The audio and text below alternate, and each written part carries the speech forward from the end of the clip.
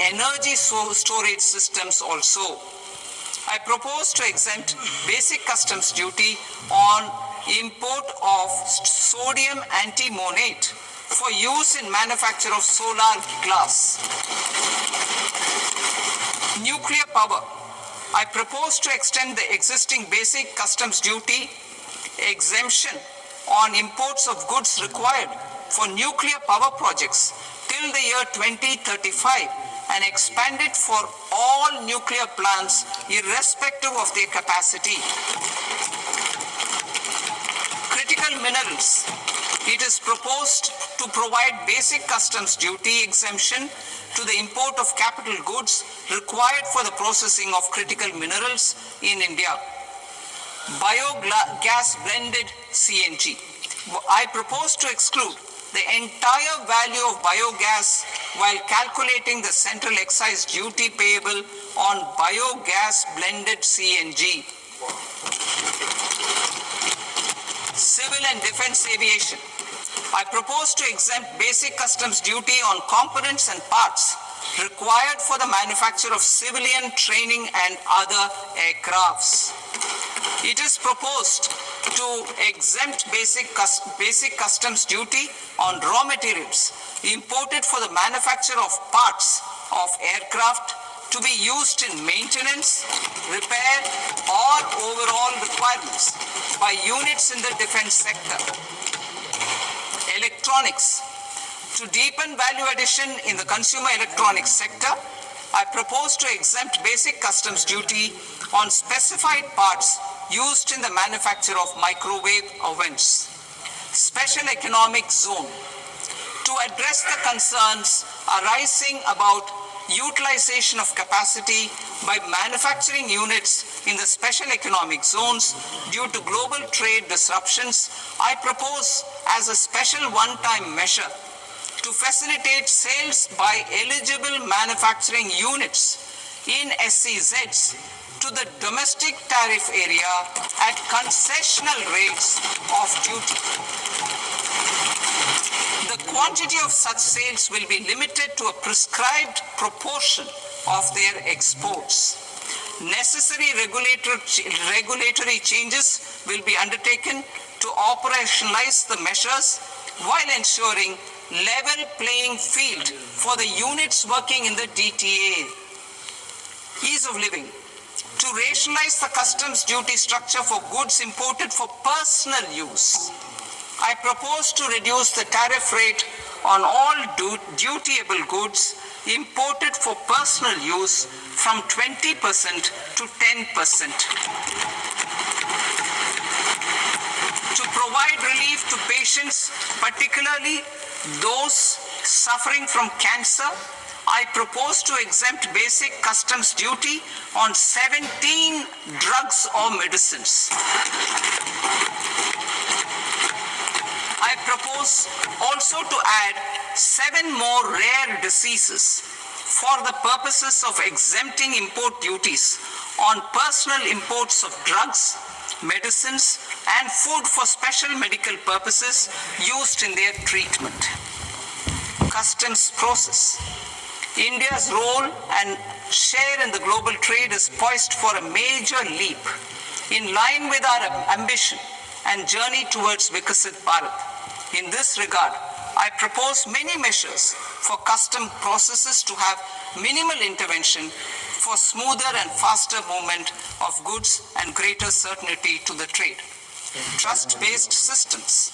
I propose to enhance duty deferral period for Tier 2 and Tier 3 authorized economic operators, known as AEOs, from 15 days to 30 days. I propose to provide eligible manufacturer importers the same duty deferral facility. This should encourage them to get themselves accredited as a full-fledged Tier 3 AEO in due course. To provide greater certainty and for better business planning, I propose to extend validity period of advance ruling binding on customs from the present 3 years to 5 years. In the spirit of the whole of government approach,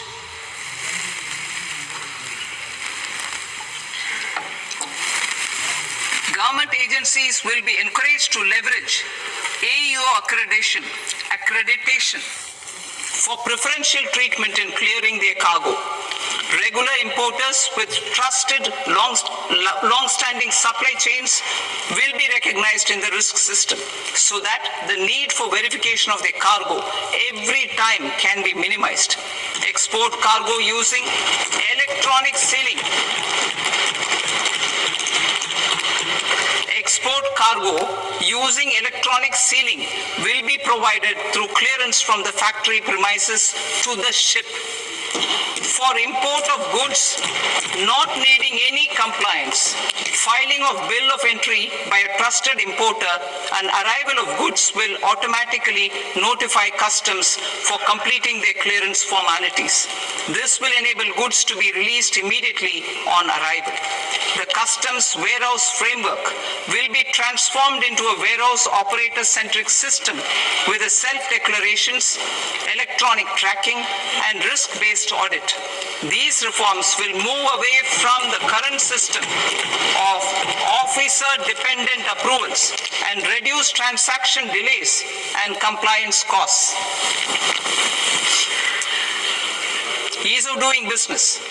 Approvals required for cargo clearance from various government agencies will be seamlessly processed through a single and interconnected digital window by the end of the financial year. Processes involved in clearance of food, drugs, plant, and animal and wildlife products, accounting for about 70% of interdicted cargo, will be operationalized on this system by April 2026 itself. For goods not having any compliance requirement, clearance will be done by customs immediately after online registration is completed by the importer, subject to the payment of duty. Customs integrated system will be rolled out in 2 years as a single integrated and scalable platform for all customs processes. Utilization of non-intrusive scanning with advanced imaging and AI technology for risk assessment will be expanded in a phased manner with the objective to scan every container across all the major ports. New export opportunities to support Indian fishermen to fully harness the economic value of marine resources beyond our territorial waters. The following measures will be taken. A. Fish catch by an Indian fishing vessel in exclusive economic zone or on the high seas will be made free of duty. Landing of such fish on foreign port will be treated as export of goods. Safeguards will be put in place to prevent misuse during fish catch, transit, or transshipment. To support aspirations of India's small businesses, artisans, and startups to access global markets through e-commerce, I am pleased to announce complete removal of the current value cap of 10 lakh rupees per consignment on courier exports. In addition, handling of rejected and returned consignments will be improved with effective use of technology for identifying such consignments. I propose to revise provisions governing baggage clearance during international travel to address genuine concerns of passengers. The revised rules will enhance duty-free allowances in line with the present-day travel realities and provide clarity in temporary carriage of goods brought in or taken out. There are honest taxpayers who are willing to settle disputes by paying all their dues, but they get deterred due to negative connotation associated with penalty. They will now be able to close cases by paying an additional amount in lieu of penalty.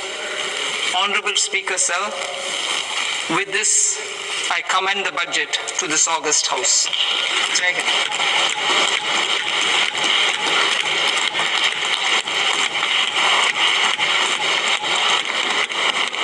Bahamas. Item